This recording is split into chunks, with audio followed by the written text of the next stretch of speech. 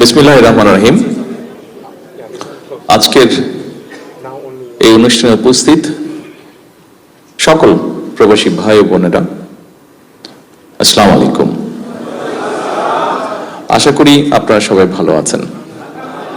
আমি প্রথমেই আমার পক্ষ থেকে, আমার স্ত্রী এবং আমার সাথে যারা এসছেন ঢাকা থেকে, আমরা যারা এসেছি সকলের পক্ষ থেকে আপনাদেরকে জানাচ্ছি আন্তরিক শুভেচ্ছা। প্রবাসী ভাই বোনেরা, আমি যতটুকু বুঝতে পারছি এখানে আপনারা আজকে যারা উপস্থিত আছেন, এখানে বিভিন্ন শ্রেণী পেশার মানুষ উপস্থিত আছেন, বিভিন্ন শ্রেণী পেশার মানুষ উপস্থিত আছেন। আপনারা এখানে অনেকে বেশ হয়তো অনেক দিন ধরে আছেন। আমার কাছে প্লেনে এই কাগজটা দেওয়া হয়েছে, এখানে একটা ড্রাফটিং আছে যে এই অনুষ্ঠানটিতে কি বলবো আমি। আপনারা আপনাদের চোখের সামনেই এখানে আমার কাছে একজন এটা দিয়ে গেল। তা কথার ফাঁকে যখন ওখানে ওনারা কথা বলছিলেন, দোয়া হচ্ছিল, আমি এই ফাঁকে একটু দেখলাম। আমার কাছে দেখে মনে হলো যে এই কাগজটি আমি পড়তে চাইছি না, আমি পড়তে চাইছি না।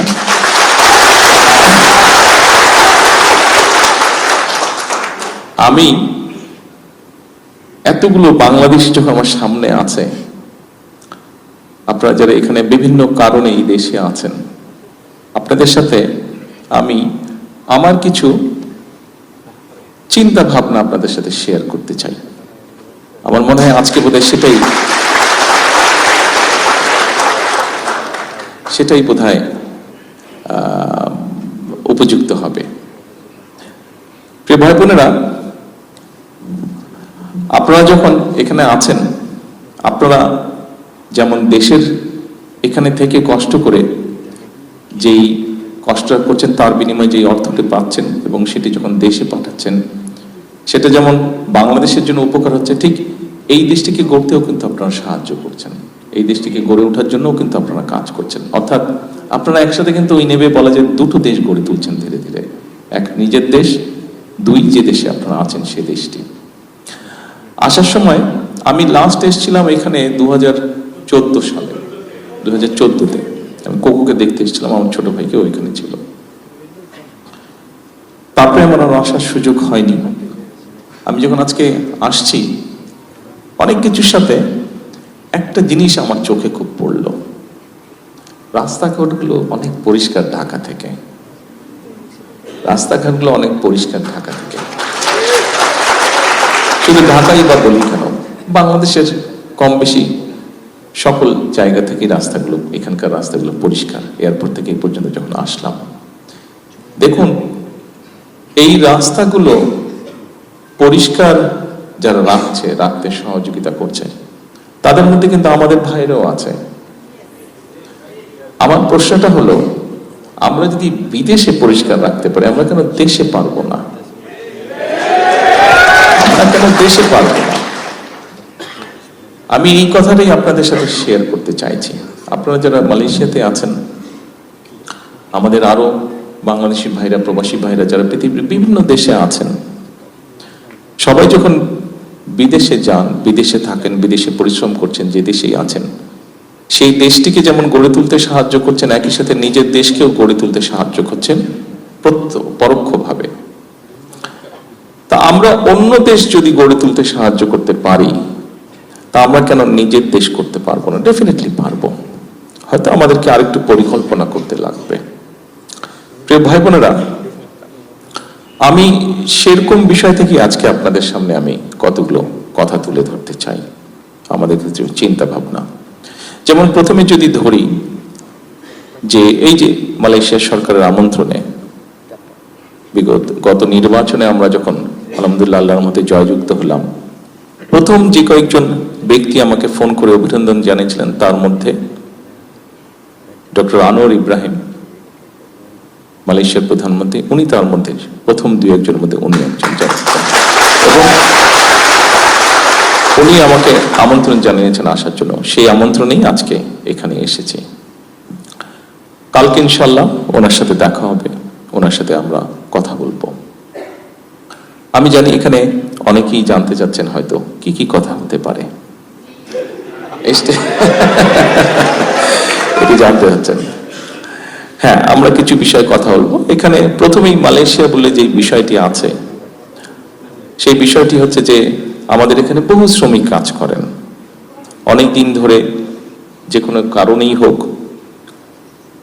আমাদের দেশ থেকে এখানে মানুষ আসতে পারছে না, কাজ নিয়ে জব নিয়ে এখানে আসতে পারছে না। একটি সমস্যা হয়তো তৈরি হয়ে আছে, আমরা তাদের সাথে আলোচনা করব ওনাদের সাথে যে এই সমস্যাটা আমরা কিভাবে কাটিয়ে উঠতে পারি, এটি যেরকম একটা আছে। একই সাথে আমাদের অনেক প্রবাসী ভাইরা আছে যারা বিভিন্ন কারণে, তাদের অনিচ্ছাকৃত কারণ হোক, বিভিন্ন কারণে অনেকেই বিভিন্নভাবে এই দেশের আটকে আছেন, দেশে ফিরতে পারছেন না। যতটুকু আমাদের কাছে হিসাব আছে প্রায় 2000-এর কাছাকাছি হবে মানুষ, বোধহয় বিভিন্নভাবে মিলিয়ে মানুষগুলো বিভিন্ন জায়গায় আটকে আছে।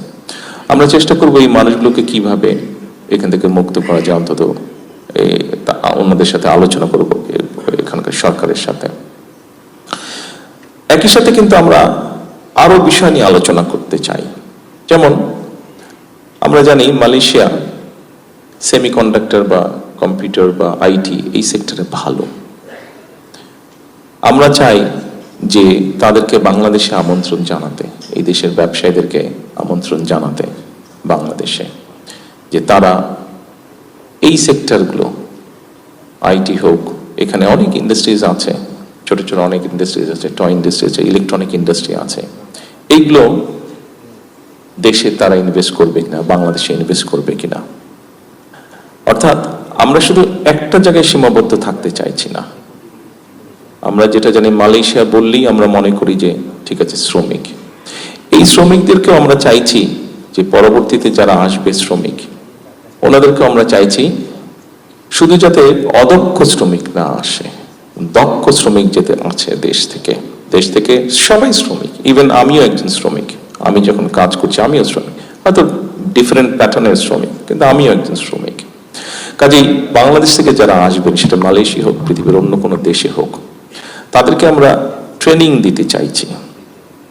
এই যে এখান থেকে আমি চায়নাতে যে যাব, এখান থেকে সেখানে তাদের সাথে আলাপ করব, এখানে মালয়েশিয়ানদের সাথে আলাপ করব, এর মধ্যে আমাদের জার্মানদের সাথে আলাপ হয়েছে, জাপানিজদের সাথে আলাপ হয়েছে, আমাদের ব্রিটিশদের সাথে আলাপ হয়েছে। আমাদের দেশে যে টেকনিক্যাল ইনস্টিটিউশনগুলো আছে, এগুলো আমরা ডেভেলপ করতে চাই, এগুলোকে আমরা আপগ্রেড করতে চাই। তো এই সবগুলো ব্যবস্থাকে অ্যাড্রেস করে নিয়ে, এই সবগুলো ব্যবস্থাকে আমাদেরকে ধীরে ধীরে অ্যাড্রেস করতে হচ্ছে। কাজেই মূল যে বিষয়টি হচ্ছে, আমাদের হতাশ হবার কোনো কারণ নেই, বাংলাদেশ নিয়ে হতাশ হবার কোনো কারণ নেই। আমাদের সামনে আপনাদেরকে এতটুকু বলতে চাই যে বাংলাদেশ, আমি দৃঢ়ভাবে বিশ্বাস করি বাংলাদেশের সামনে একটি অত্যন্ত সুন্দর এবং উজ্জ্বল ভবিষ্যৎ আছে। তবে এখানে একটি বিরাট তবে আছে। তবে হচ্ছে যে আমাদেরকে এর জন্য পরিশ্রম করতে হবে, আমাদেরকে এর জন্য কষ্ট করতে হবে, এবং সবচেয়ে বড় বিষয়টি হচ্ছে যে আমাদেরকে এর জন্য ধৈর্য ধারণ করতে হবে। ধৈর্য ধারণ করতে হবে আমাদেরকে। যেই কথাটি দিয়ে আমি শুরু করেছিলাম, যে দেখুন আসার সময় যেই জিনিসটা সবচেয়ে বেশি, এটা তো ঠিক আছে, নতুন রাস্তা হবে, বিল্ডিং হবে, এগুলা তো চোখে পড়েই, এটা তো কোনো জিনিস না। কিন্তু যেই উদাহরণটা আমি আপনাদের সামনে দিয়ে শুরু করেছিলাম, যে ঢাকার থেকে রাস্তাগুলো অনেক পরিষ্কার লেগেছে আমার কাছে, এবং এই পরিষ্কারের সহায়তা কিন্তু, পরিষ্কার করার কাজটা কিন্তু আমার দেশের ভাইরাই করছে। কাজে আমার কথা হচ্ছে, আমার দেশের ভাইরা যদি এখানে পারে, তা আমরা দেশে কেন পারবো না, দেশে কেন করব না? হ্যাঁ, প্রবাসীদেরকে সুবিধা দিতে হবে। কি সুবিধা? একজন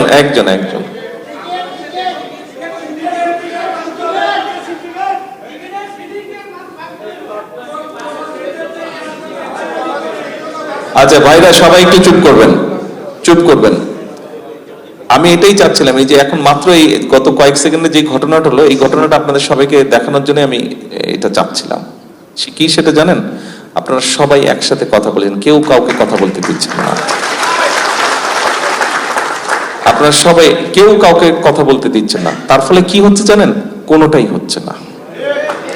তার ফলে কোনোটাই হচ্ছে না, কারোটা কেউ বুঝতে পারছে না, কারোটা কেউ শুনতে পাচ্ছে না, এবং আমিও কিছু করতে পারছি না।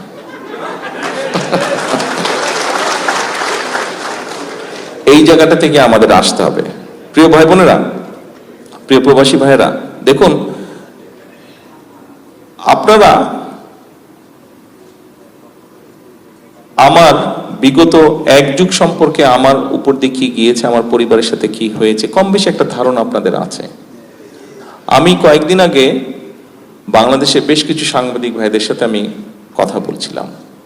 সেখানে আমি একটা কথা বলেছিলাম, সেখানে ওনাদের সকলের সামনে আমি একটি কথা বলেছিলাম। দেখুন, বিশেষ করে 1/11 এর পরে এবং তারপরেও বিভিন্ন সময় কতগুলো ঘটনা ঘটেছিল আমার সাথে, কতগুলো ঘটনা ঘটেছে আমার মায়ের সাথে, কতগুলো ঘটনা ঘটেছে আমার ভাইয়ের সাথে, বিভিন্ন ঘটনা ঘটেছে।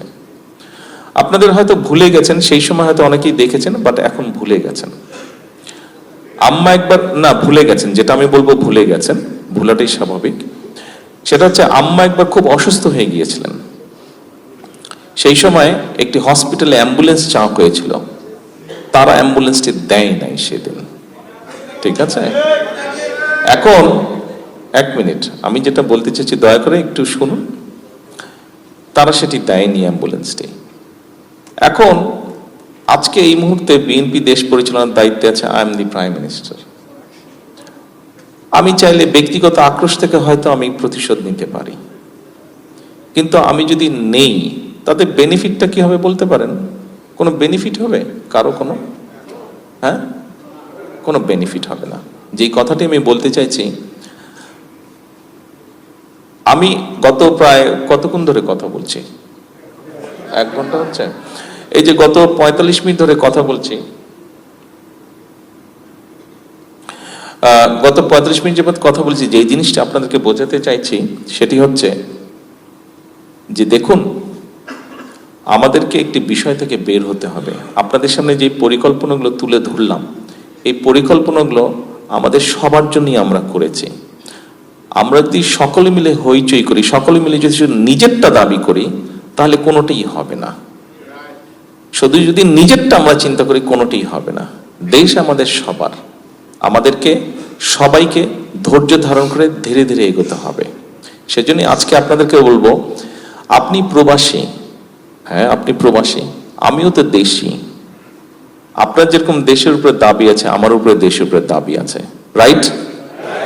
আসেন না কথাটাকে চেঞ্জ করি। আমরা দাবি কথাটা কেন আমরা বারে বারে বলি, কেন আমরা ভিন্নভাবে চিন্তা করি না? আমরা দাবিটাকে ভুলে গিয়ে কেন আমরা বলি না, প্রবাসী হিসেবে আপনার যেরকম দেশের প্রতি কর্তব্য আছে, দেশি হিসেবে আমারও তো দেশের প্রতি কর্তব্য আছে। আসুন না আজকে আমরা আমাদের কি দাবি আছে সেটা থেকে বেরিয়ে এসে আমরা চিন্তা করি আমাদের কি কর্তব্য আছে দেশের প্রতি, what we can do for the country.